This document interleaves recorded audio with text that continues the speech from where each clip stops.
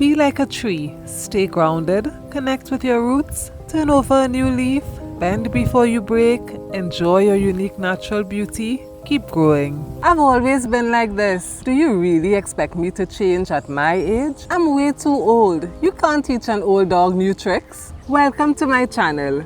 Midlife is a period of transition. There's a lot going on in all areas of our life, and it can make us or break us. But there's a way to navigate the changes with resilience and grace and continue to thrive at any age. It all begins with mindset. In her book Mindset, The New Psychology of Success, Harvard psychologist Dr. Carol Dweck introduced the theory of fixed and growth mindsets. When we have a fixed mindset, we believe that our intelligence, abilities, and skills are innate and there's very little we can do to improve them. But with a growth mindset, we believe that our intelligence and abilities are just a starting point and that they can be improved with effort and learning.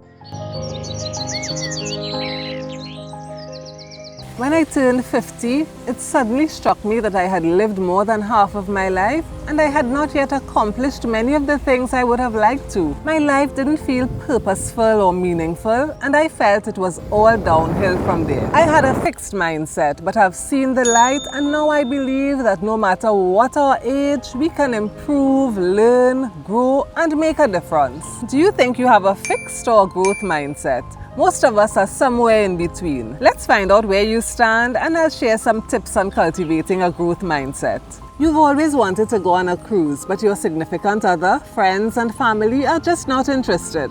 Do you decide to contact a travel agency to explore your options? You might meet some interesting people and make some new friends, and some of them may even become your future cruise mates. Or do you stay at home and complain that you have nobody to go on a cruise with? Besides, you are not good with strangers and you are too old to make new friends. And who knows what catastrophe could occur while you're out there. In midlife, we can settle into a routine and enjoy the safety of our comfort zone, but that can prevent us from going after our dreams and leave us feeling unfulfilled. So the first tip is to face your fears. If you went on the cruise and hated it, you could still be proud of yourself for giving it a shot. You would have learned something about yourself and you can try another experience next time. If you didn't go on the cruise, you'd probably regret it and keep wondering, what if? And as Mark Twain said, 20 years from now, you'll be more disappointed by the things that you didn't do than by the things you did. Dare to sail away from the safe harbor. If there's something you really want to do but are feeling fearful, turn that fear into curiosity. Ask yourself, what's the worst thing that could happen? Start small and do something to get out of your comfort zone. Perhaps you could try going on a solo road trip or taking yourself on a date. Or sign up for a group sport or hobby you always wanted to try. That will build your confidence and make it easier for you to take a bigger risk. Having a growth mindset means that we are open to new experiences. Don't let fear hold you back any longer.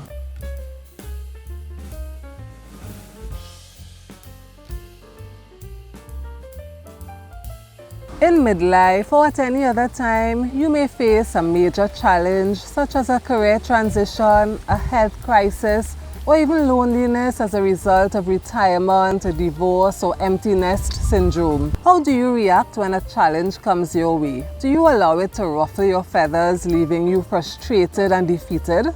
Do you freeze and go into panic mode? Tell me I'm not alone. Or maybe you see it as an opportunity to improve your resilience, take better care of your health, make some new friends, learn a new skill, or go on a new adventure.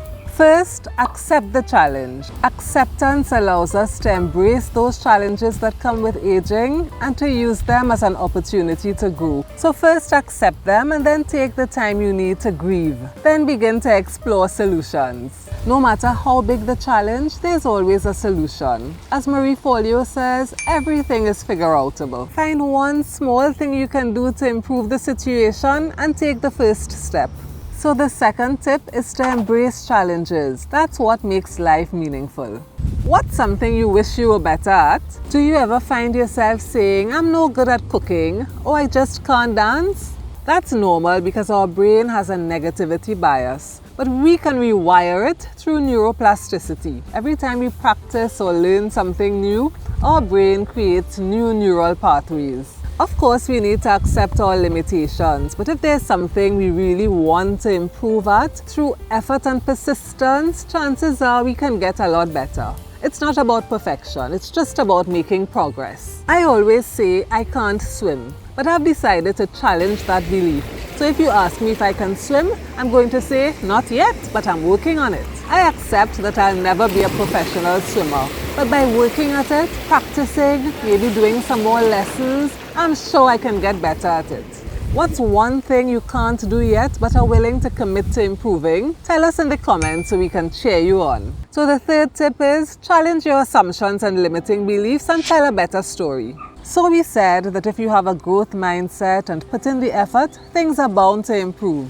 But what if you try your best and still fail? Say you weren't able to close the deal, or you failed your exam, or you didn't get the job promotion that you had hoped for. What goes through your mind then? Maybe you think, I don't have what it takes. I'm such a failure. Or do you think everyone fails at times? I worked hard, but I know I can do even better. I've gained some valuable feedback and I'm going to use that to help me improve. Next time I'll do better. Sometimes what we see as failure is just a redirection. Maybe there's something that's an even better fit for you. We live life forwards, but we understand it backwards. If you have a fixed mindset, when you fail, you tell yourself that you lack the required talent. But if you have a growth mindset, you view setbacks as part of the learning experience. Always ask, how can I make the best of this situation? So the fourth tip is, a setback is a stepping stone to success. As we get older, it can be challenging to learn new things. Sometimes we suffer from brain fog and our memory is not what it used to be. Or you may be like me in my 30s when I said I've studied for more than half of my life and I've had enough. The truth is, in midlife, we need learning more than ever because it slows cognitive decline. So cultivate a love for learning. Explore new subjects, areas, and skills that interest you. Don't only focus on the end result, it's also about enjoying the experience. Always acknowledge and celebrate your efforts. Having a growth mindset means that we are willing to put in the effort to learn and grow. So tip 5 is commit to continuous learning. Research shows that having a growth mindset can make us more resilient and more likely to thrive as we age and can even increase our life expectancy. It's a journey and it's never too late to start. Our time is precious, so let's commit to enjoying it and unlocking our full potential. Let's not allow failures, setbacks and challenges to prevent us from growing and thriving. Thank you so much for joining me. Please share your thoughts on mindsets in the comments. Have a great week and I'll see you in the next video. Thank you for watching. Please like, comment and subscribe. See you soon.